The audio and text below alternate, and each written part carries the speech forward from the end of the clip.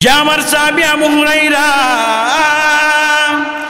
দুনিয়াতে যদি তুমি সবচাইতে বড় আবেদ হবার যাও, ইত্তাকিল মাহারিম, দুনিয়ার যত মাহারিম আছে সমস্ত মাহারিম থেকে তুমি তোমার নিজেকে বাঁচায় রাখো। যতক্ষণ পর্যন্ত তুমি তোমার নিজেকে মাহারিম থেকে বাঁচাইতে না পারবা, ততক্ষণ পর্যন্ত তুমি সবচাইতে বড় আবেদ হবার পারবা না। আজকে আমাদের চলতে ফিরতে দুনিয়াতে আমাদের মাধ্যমে বড় গুনাহ হয়, এটা আমাদের একটা প্রাকৃতিক অভ্যাস। আল্লাহ তাআলা সেই শক্তিটা আমাদেরকে দিয়ে দিলেন, আমাদের দ্বারা অবশ্যই গুনার কাজ হয়ে যাবে। কিন্তু আমি যদি গুনাহ থেকে তওবা করতে পারি, আল্লাহ তাআলা এমন হতে পারে আমারে আল্লাহর ওলি বানাইতে পারে। হাদিসের মধ্যে আসছে, বনি ইসরাইলের একটা বড় বান্দা ছিল, জীবনে এমন কোনো গুনাহ নাই যেই গুনাহ করে নাই, যেই বান্দা এমন কোনো অন্যায় সেই বান্দা করে নাই, এমন কোনো পাপ কাজ নয় যেই বান্দাটা সেই পাপ কাজটা পর্যন্ত করে নাই, এমন কোনো অশ্লীল কাজ নাই যেই কাজটা করে নাই, এমন কোনো গর্হিত এমন কোনো অপকর্ম নাই যেই বান্দাটা সেই কাজগুলো করে নাই। একদিনের ঘটনা, যখন সেই বান্দার কাছে একজন মহিলা, সে তার দারিদ্র ফ্যামিলি নিয়ে যখন বিপাকে পড়ে গেল, তখন সেই জালেম কিফিলের কাছে, হাদিসের মধ্যে আসছে তার নাম হলো কিফিল, সেই কিফিলের কাছে যখন আসলো, আইসা বলো, আমি আমার সন্তানগুলোকে নিয়ে চলতে পারতেছি না, যদি আপনি আমারে কিছু টাকা পয়সা দেন তো আমি আমার সন্তানগুলোকে নিয়ে দুনিয়াতে একটু স্বাচ্ছন্দ্যে চলতে যাই। রাসূল আমার এই হাদিসটা সবসময় সাহাবীদেরকে শোনাইতেন। রাসূল আমার বলেন,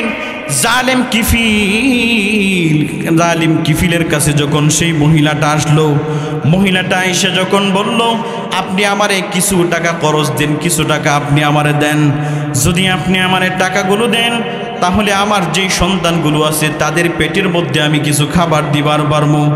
জালেম কিফিল, কুরআনের সুর মাঝে শুনেছি যে নাম, আজানের সুর মাঝে শুনেছি ও নাম, ও নাম শুনেছি আমি আমার হৃদয়, হে রাসূল নবীজি তোমায় আমি কুরআনের সুর মাঝে শুনেছি যে নাম, আজানের সুর মাঝে শুনেছি ও নাম, ও নামে এত জাদু এত মধুময়, ও নাম নিয়ে ফুল সুরভি চোরায়, ও নামে এত জাদু এত মধুময়, ও নাম নিয়ে সুর সুরভি চোরায়, ও নামের সুর তুলে শুধু আমি চাই, হে রাসূল নবীজি তোমায় আমি কুরআনের সুর মাঝে শুনেছি যে নাম, আজানের সুর মাঝে শুনেছি ও নাম, আরশের মাঝে লেখা ও মধুর নাম, তামাম আলম কুল জানাই সালাম, আরশের মাঝে লেখা ও মধুর নাম, তামাম আলম কুল জানাই সালাম, ব্যতীত মানবতা খুঁজে ফিরে হায়,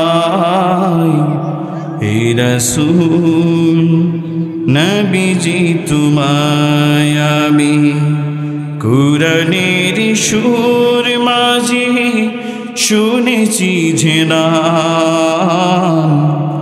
আযানের সুর মাঝে শুনেছি ওনান।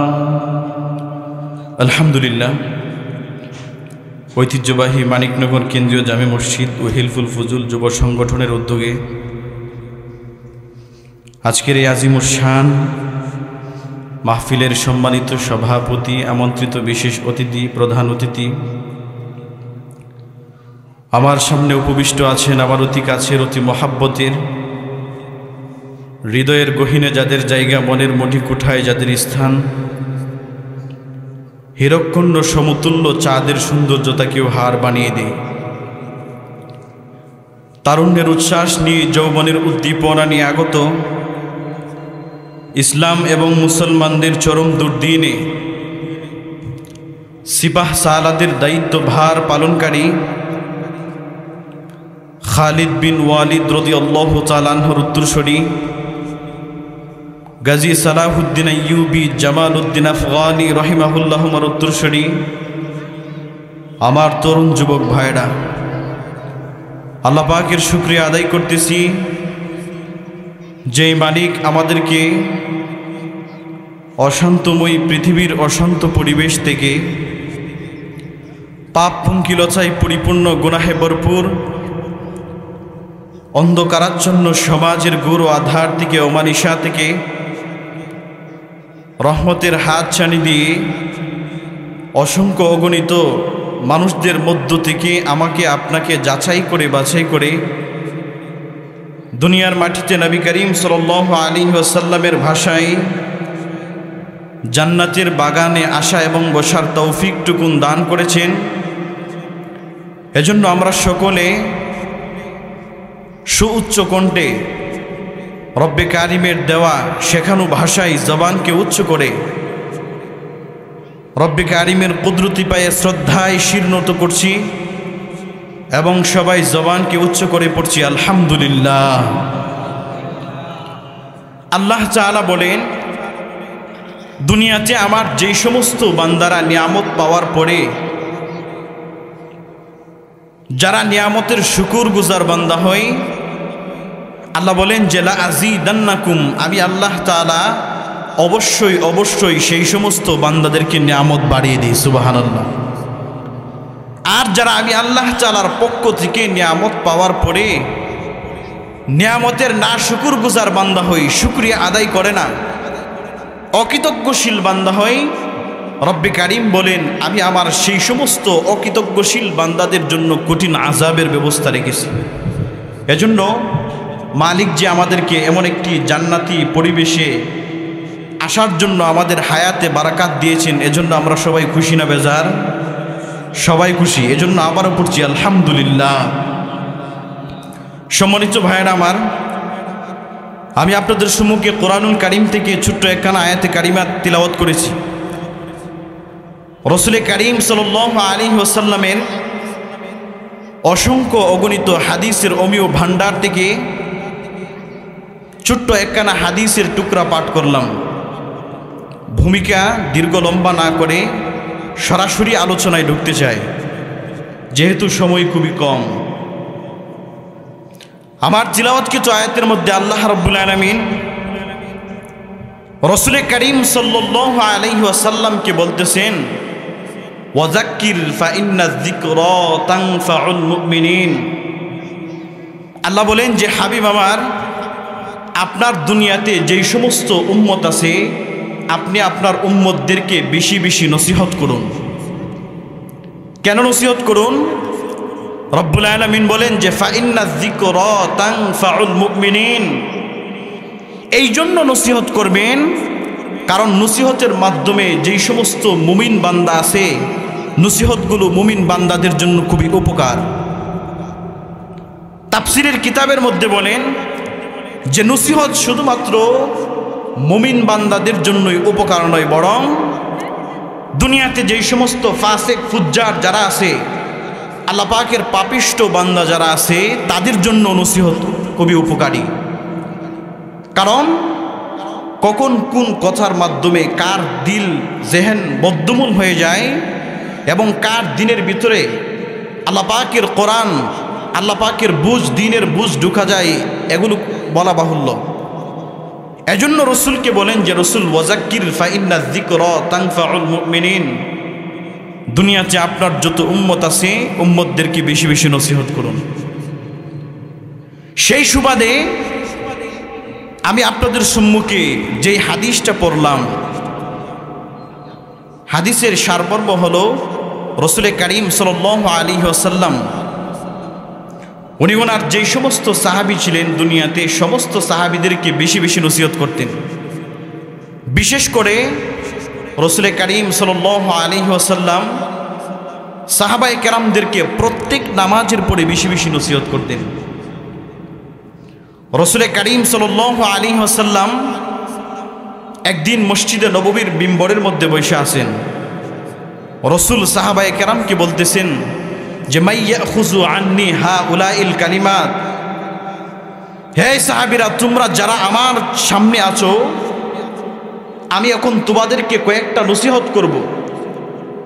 মাইয়াখুযু আন্নি, তোমাদের মধ্য থেকে কি এমন কেহ আছো যে আমার নসিহতগুলো গ্রহণ করবে? কথাগুলো দিলের কান দিয়ে বোঝার চেষ্টা করবেন।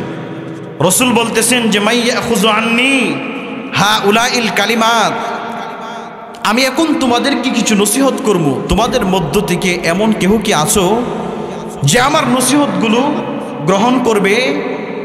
শুধুমাত্র তুমি নিজে গ্রহণ করবে এতটুকুনতেই সীমাবদ্ধতা নয়, বরং রসুল বলেন যে ফায়ামালু বিহিম, তুমি এগুলো গ্রহণ করবে, নিজে আমল করবে। সুবহানাল্লাহ। শুধুমাত্র তুমি যে আমল করবে এতটুকুনতেই সীমাবদ্ধ নয়, আও ইউআল্লিমুহুম মাইয়ামালু বিহিম, অথবা তোমার থেকে যদি অন্য কেউ শিখতে চায় তুমি তাকে শিক্ষা দেবে।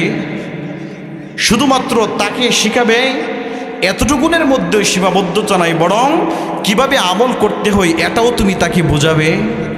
তোমাদের মধ্যে কি এমন কেউ আছো?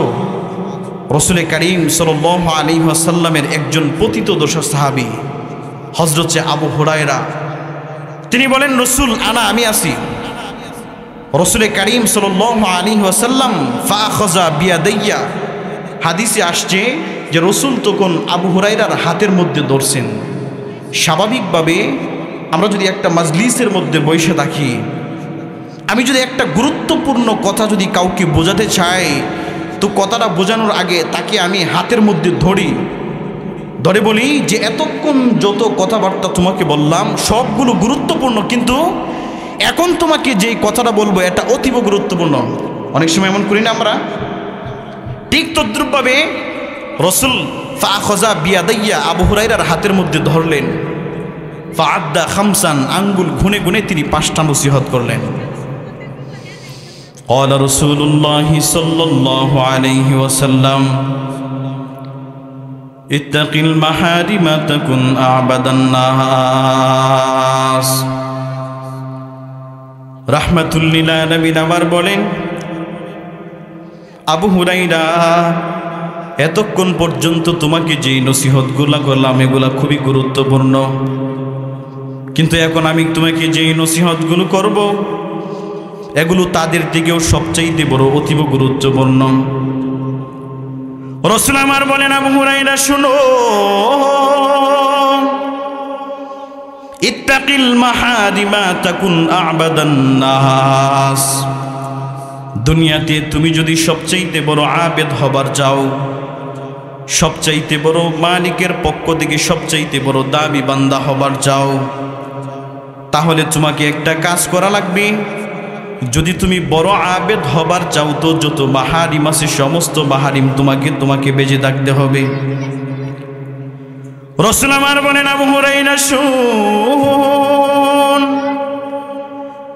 দুনিয়াতে যত মাহারিম আছে সমস্ত মাহারিম থেকে যদি তুমি বাঁচতে পারো তাহলে তুমি হইবা সবচাইতে বড় আবেদ। রাসূল আমার এই কথা বলেন নাই তুমি যদি সবচাইতে বেশি বেশি নফল পড়ো তাহলে তুমি হইবা সবচাইতে বড় আবেদ। রাসূল আমার এই কথা কিন্তু বলেন নাই যে তুমি যদি বেশি বেশি আওয়াবিন পড়ো তাহলে তুমি হইবা সবচেয়ে বড় আবেদ। রাসূল আমার এই কথা বলেন নাই তুমি যদি বেশি বেশি দান সদকা করো তুমি হইবা সবচেয়ে বড় আবেদ। রাসূল এই কথা বলেন নাই তুমি যদি বেশি বেশি নামাজ পড়ো তুমি হইবা সবচেয়ে বড় আবেদ। আরে মানিকনগর এলাকার যুবক,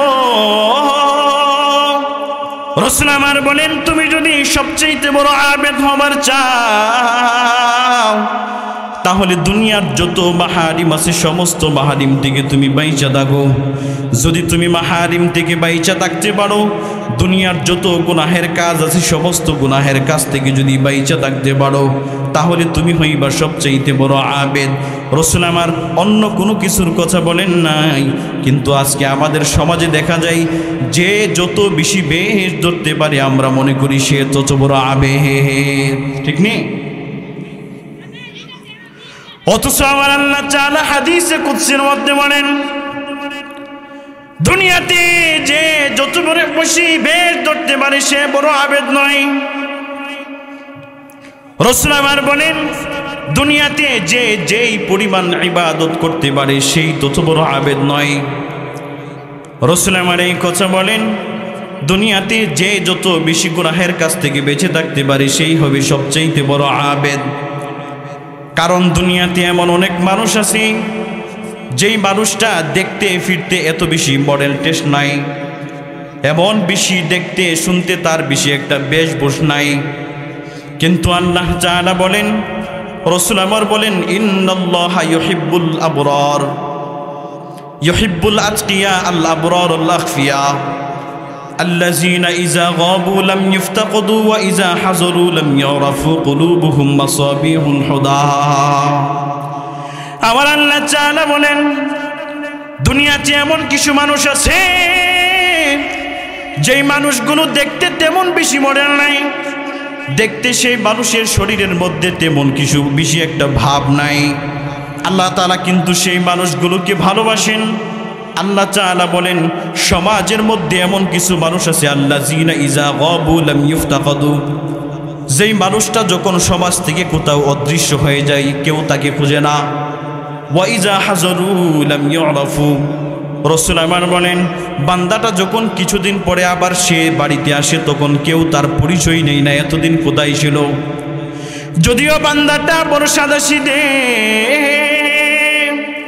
কিন্তু রাসূল আমার বলেন কুলুবুহুম মাসাবিহুল হুদা, কিন্তু সেই বান্দাটার মধ্যে রয়েছে হেদায়েতের বাতি। কে আমার মানিকনগর এলাকার যুবক, যদি তুমি সবচেয়ে বড় আবেদ হবার চাও তাহলে তোমার দুনিয়ার যত অপকর্ম আছে সমস্ত অপকর্ম থেকে তোমাকে বাইচা থাকা লাগবে। দুনিয়ার যত অন্যায় কাজ আছে সমস্ত অন্যায় কাজ থেকে তোমাকে বেঁচে থাকা লাগবে। আমি আপনাদেরকে যদি একটা উদাহরণ দিই তো আপনারা বুঝতে পারবেন। এই যে আমাদের বাড়িতে একটা এয়ার কন্ডিশনওয়ালা ঘর, আমার যদি একটা ঘরের ভিতরে যদি আমি সমস্ত দরওয়াজা আছে এগুলোকে যদি আমি খুলে রাখি, আর যদি আমি আমার ঘরের ভিতরে যদি একটা এয়ার কন্ডিশন যদি চতুর্দিক থেকে লাগায় দেয়, এসি যদি লাগিয়ে দেয়, আর যদি আমার সমস্ত ঘরের দরওয়াজা কপাটগুলো যদি খোলা থাকে, তাহলে বলুন তো ঘর কি সারাদিনে কোনোদিন ঠান্ডা হবে? সমস্ত দরওয়াজা কপাট সব খোলা, কিন্তু আমি ঘরের ভিতরে এসি লাগাইলাম, আচ্ছা বলেন তো ঘর কি কোনোদিন ঠান্ডা হবে? কেন হবে না? কারণ ঘরের যে দরওয়াজা কপাট এগুলো তো সব খোলা। এজন্য সকাল থেকে সন্ধ্যা পর্যন্ত যদি আপনি এসি লাগিয়ে রাখেন কখনো আপনার ঘর ঠান্ডা হবে না। আর যদি আপনি আপনার ঘরের দরওয়াজা কপাট সবগুলো যদি বন্ধ করে দেন, বন্ধ করে যদি আপনি মাত্র ছোট্ট একটা এসি যদি আপনি চালু করে দেন, যদিও একটু দেরি লাগবে কিন্তু অবশ্যই আপনার ঘরটা ঠান্ডা হয়ে যাবে। এজন্য আমার রাসূল কারীম সাল্লাল্লাহু আলাইহি ওয়াসাল্লাম বলেন দুনিয়াতে যদি তুমি সবচেয়ে বড় আবেদ হবার চাও তাহলে তোমার জিন্দেগীর যত গুনাহগুলো আছে সমস্ত গুনাহগুলো থেকে বাইচা থাকো। রাসূল আমার হাদিসের মধ্যে বলেন ইয়্যাকুম ওয়া মুহাক্কারাতিজ যুনুব, তোমরা ছোট থেকে ছোট একটা গুনাহ থেকে তোমরা বাইচা থাকো। কেন কেন বাঁচে থাকবা কেন? কারণ আজকে তুমি ছোট একটা গুনাহ করলা, আবার তুমি কালকে আরেকটা ছোট গুনাহ করলা, আবার তুমি আরেকদিন আরেকটা ছোট গুনাহ করলা। একটা ছোট গুনাহ ছিল যেহেতু তুমি গুনাহটা থেকে বাঁচবার পারো নাই, আবার যখন ছোট গুনাহ করলা তো তোমার গুনাহটা বড় বড় হইয়া গেল, আবার যখন আরেকটা গুনাহ করলা তখন তোমার গুনাহটা বড় হইয়া গেল। রাসূল আমার হাদিসের মধ্যে বলেন যে, রাসূল আমার উদাহরণ দিতে গিয়ে বলেন যে একটা মানুষ যদি একটা লাকড়ির মধ্যে যদি আগুন লাগিয়ে দেয়, আগুন প্রজ্বলিত করে দেয়, যদি সেই বান্দাটা ইচ্ছা করে মুহূর্তের মধ্যে সেই লাকড়ির আগুনটাকে সামান্য একটু পানির সাহায্যেই কিন্তু সে নিভিয়ে দিবার পারে। আর যদি সেই বান্দা যদি মনে করে আমি আমার সেই একটা লাকড়ির আগুনটাকে আমি নিভাবো না, যদি সেই লাকড়ির আগুনটা আরেকটা লাকড়ির মধ্যে যদি ছুঁয়ে যায়, আবার আরেকটা লাকড়ির মধ্যে যদি প্রজ্বলিত হয়ে যায়, আবার যদি আরেকটা লাকড়ির মধ্যে যদি প্রজ্বলিত হয়ে যায়, রাসূল আমার বলেন সাহাবী, যদিও প্রথম আগুনটা নিবানো খুবই সহজ ছিল, যেহেতু আগুনটা এখন আরেকটা লাকড়ির মধ্যে লাগলো, এমনভাবে যেহেতু আগুনটা লাকড়ির স্তূপের মধ্যে প্রজ্বলিত হয়ে গেল, এখন কিন্তু ইচ্ছা করলেই মুহূর্তের মধ্যে আগুনটাকে নিবানো সম্ভব নয়। এখন কিন্তু ইচ্ছা করলেই এটা মুহূর্তের মধ্যে কেউ নিবাতে পারবে না। এটা শুধুমাত্র একটা ঘর নয়, বরং সমস্ত এলাকা পুড়ে দেওয়ার সম্ভাবনা আছে না নাই? এজন্য রাসূল আমার বলেন যে আমার সাহাবী আবু হুরায়রা, দুনিয়াতে যদি তুমি সবচাইতে বড় আবেদ হবার যাও, ইত্তাকিল মাহারিম, দুনিয়ার যত মাহারিম আছে সমস্ত মাহারিম থেকে তুমি তোমার নিজেকে বাঁচায় রাখো। যতক্ষণ পর্যন্ত তুমি তোমার নিজেকে মাহারিম থেকে বাঁচাইতে না পারবা, ততক্ষণ পর্যন্ত তুমি সবচাইতে বড় আবেদ হবার পারবা না। আজকে আমাদের চলতে ফিরতে দুনিয়াতে আমাদের মাধ্যমে বড় গুনাহ হয়, এটা আমাদের একটা প্রাকৃতিক অভ্যাস। আল্লাহ তাআলা সেই শক্তিটা আমাদেরকে দিয়ে দিলেন, আমাদের দ্বারা অবশ্যই গুনার কাজ হয়ে যাবে। কিন্তু আমি যদি গুনাহ থেকে তওবা করতে পারি, আল্লাহ তাআলা এমন হতে পারে আমারে আল্লাহর ওলি বানাইতে পারে।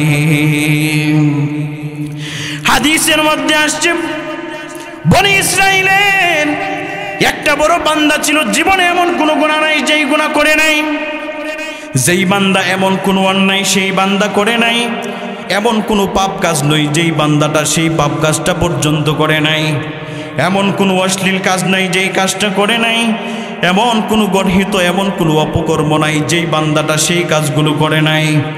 একদিনের ঘটনা, যখন সেই বান্দার কাছে একজন মহিলা, সে তার দারিদ্র ফ্যামিলি নিয়ে যখন বিপাকে পড়ে গেল, তখন সেই জালেম কিফিলের কাছে, হাদিসের মধ্যে আসছে তার নাম হলো কিফিল, সেই কিফিলের কাছে যখন আসলো, আইসা বলো আমি আমার সন্তানগুলোকে নিয়ে চলতে পারতেছি না, যদি আপনি আমারে কিছু টাকা পয়সা দেন তো আমি আমার সন্তানগুলোকে নিয়ে দুনিয়াতে একটু স্বাচ্ছন্দ্যে চলতে যাই।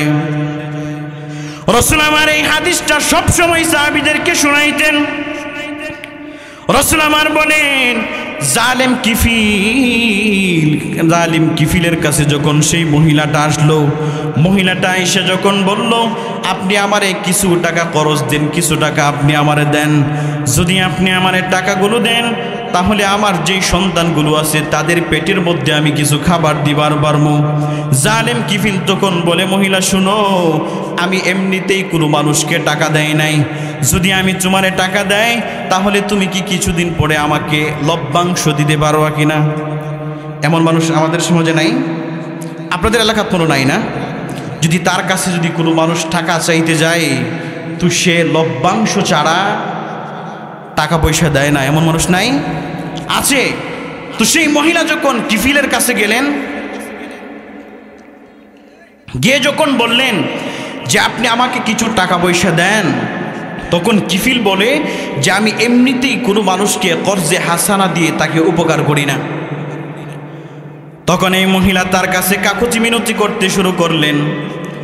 মহিলা যখন বলে কিফিল আমার স্বামী দুনিয়া থেকে বিদায় হয়ে গেছে, সন্তানগুলোকে নিয়ে চলতে পারতেছি না, যদি তুমি আমারে কিছু টাকা পয়সা দাও তাহলে আমি আমার সন্তানগুলোতে নিয়ে দুনিয়াতে একটু স্বাচ্ছন্দ্যে চলবার পারবো। জালেম কিফিল তখন বলে মহিলা শোন, দুনিয়াতে আমি কোনো মহিলাকে এমনিতেই কোনো মানুষকে আমি কোনোদিন উপকার করি না, কোনো মানুষকে আমি এমনিতেই কোনোদিন টাকা পয়সা দেয় না। যদি তুমি আমার কাছ থেকে টাকা পয়সা নিতে চাও, লভ্যাংশ দিতে হবে না যদি আমার সঙ্গে একটা কাজ করতে পারো। বলে কি কাজ করতে হবে? নির্ধারিত সময়ে যদি তুমি আমার সঙ্গে বেবিচার কাজ করতে পারো, জিনার মধ্যে যদি তুমি লিপ্ত হতে পারো, তাহলে তোমাকে আমি কিছু টাকা পয়সা দেবার পারি। নাউজুবিল্লাহ পড়েন। জালেম কিফিল বলে, মহিলা শুনো, যদি তুমি আমাকে নির্ধারিত সময়ে যদি তুমি আমার সঙ্গে জিনা বেবিচার যদি করতে পারো, তাহলে আমি তোমাকে কিছু টাকা পয়সা দিবার পারি। মহিলা যখন সন্তানের দিকে তাকাইয়া জালেম কিফিলের চুক্তি দেশে রাজি হইয়া গেলেন।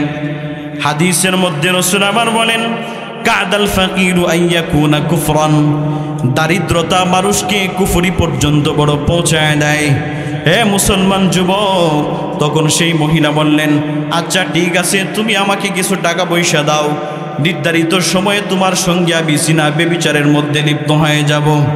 মহিলা যখন তার বাড়ি থেকে চলে গেলেন, একটু পরে চলে যাওয়ার পরে কিছুদিন পর যখন নির্ধারিত সময় যখন চলে আসলো, মহিলা যখন জালেম কিফিলের সাথে যখন সাক্ষাৎ করার জন্য রওনা, জালেম কিফিল যখন তার সঙ্গে অপকর্ম করার জন্য যখন তার একটা অন্তরঙ্গ ঘরের ভিতরে যখন ঢোকালো, তাকে ঘরের ভিতরে ঢোকানোর পরে জালেম কিফিল তার সমস্ত প্রস্তুতি যখন সম্পূর্ণ করলো, সেই মহিলার সঙ্গে পাপাচার কাজগুলো করার জন্য যখন সমস্ত প্রস্তুতি যখন সম্পূর্ণ করে ফেলল, হঠাৎ করে জালেম কিফিল সেই মহিলার দিকে তাকাইয়া দেখেন সেই মহিলা তার সমস্ত শরীরগুলো কম্পন সৃষ্টি হয়ে কাঁপতেছে। সুবহানাল্লাহ। জালেম কিফিল তখন বলে যে তুমি কাঁপতেছো কেন, তোমার সারা শরীরের মধ্যে কম্পন সৃষ্টি হলো কেন, কারণ কি? তখন সেই মহিলা বলে যে আমি জীবনে কোনোদিন মানুষের সঙ্গে জিনা বেবিচার অশ্লীল কাজ কোনোদিন করি নাই। যদি আজকে তোমার সঙ্গে যদি আমি জিনা বেবিচার করে ফেলি আর আজকের দিনে যদি আমি দুনিয়া থেকে বিদায় হয়ে যাই, তো আমি আল্লাহর আদালতের মধ্যে কি জবাবদিহিতা করব, এই জন্য আমি কাঁপতেছি। সুবহানাল্লাহ। আল্লাহ বলেন, ওয়া আম্মা মান খাফা মাকামা রাব্বিহি ওয়া নাহান নাফসা আনিল হাওয়া ফাইন্নাল জান্নাতা হিয়াল মাওয়া। দুনিয়াতে যেই বান্দা মালিকের সামনে দাঁড়ানোর ভয়, যদি কোনো বান্দার দিলের ভিতরে মালিকের সামনে দাঁড়াইতে হবে, কিভাবে মালিকের সামনে জবাবদিহিতা করব, যদি কোনো বান্দার ভিতরে এই বইটা ঢুকতে পারে, ফাম্মা মান খাফা মাকামা রাব্বিহি ওয়া নাহান নাফসা আনিল হাওয়া, তাহলে সেই বান্দা কোনোদিন গুনাহের কাজ করতে পারে না। যদি কোনো বান্দার এখন চুরি করতে মন চাইছে, কিন্তু বান্দা মালিকের ভয়ে চুরি করে নাই, বান্দার জিনা করতে মনে হয়েছে কিন্তু মালিকের ভয়ে সে কোনোদিন জিনা করে নাই, বান্দার অপকর্ম করতে মনে হয়েছে কিন্তু সেই বান্দা মালিকের সামনে দণ্ডাইবারের ভয়ে অপকর্ম করে নাই, আল্লাহ বলেন ফাইন্নাল জান্নাতা হিয়াল মাওয়া, পরহেজগার তোমার জন্য আল্লাহর তৈরি জান্নাত। দুনিয়াতে তুমি শত পরিমাণ গুনাহ করছো, যদি মালিকের কাছে তুমি তওবা করতে পারো, তোমার দুনিয়ার সমস্ত গুনাহগুলো থেকে যদি তুমি মালিকের কাছে চাইতে পারো, মালিকের কাছে যদি তুমি তওবা করতে পারো, মালিক তোমার জীবনের সমস্ত গুনাহগুলোকে মাত্র 1 সেকেন্ডের ভিতরে মাফ করে দিবেন। সুবহানাল্লাহ। জালেম কিফিল তখন সেই মহিলাকে বলে, ও মহিলা,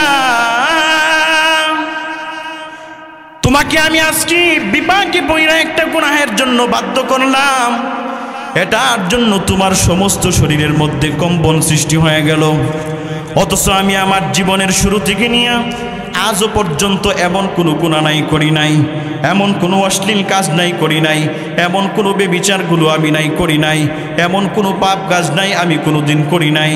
আমার দিলের ভিতরে কোনোদিন মালিকের বিন্দু পরিমাণ কোনো ভয় আসে নাই। আমার কলিজার টুকরা যুবক, দেখেন জালিম কিফিল যখন সেই মুহূর্তে যখন সে মালিকের কাছে যখন তওবা করে ফেলল, মালিকের কাছে তখন নাইকা বলে, মালিক জিন্দেগিতে অনেক গুনাহ করছি, আজকের জন্য তোমার কাছে আমি তওবা করে ফেললাম। সাথে সাথে সেই মহিলাটাকে তিনি ছেড়ে দিলেন এবং সেই মহিলা থেকে যেই সমস্ত টাকাগুলো সেই জালেম কিফিলের পক্ষ থেকে সেই মহিলা নিয়েছিলেন, সমস্ত টাকাগুলো সেই মহিলাকে বড় সেই সদকা করে দিলেন। সদকা করে দিয়া জালেম কিফিল বড় জঙ্গলের মধ্যে গিয়ে মালিকের কাছে কান্না শুরু করলেন। মালিকের কাছে যখন কান্না শুরু করলেন, যেমন মুহূর্তে জালেম কিফিলের মৃত্যুবরণ হয়ে গেল। জালেম কিফিল মৃত্যুবরণ করার পর দেখবেন দুনিয়াতে একটা পাপাচার বান্দা যদি দুনিয়াতে মানুষকে অশ্লীল অন্যায় গর্হিত কাজের মধ্যে মানুষকে বড় কষ্ট দিয়েছে, যদি সেই মানুষটা মারা যায়, দেখবেন যে এলাকার সমস্ত মানুষগুলো বড় খুশি হয়ে যায়। জালিমের মৃত্যুতে এলাকার সমস্ত মানুষগুলো খুশি হয়ে গেল।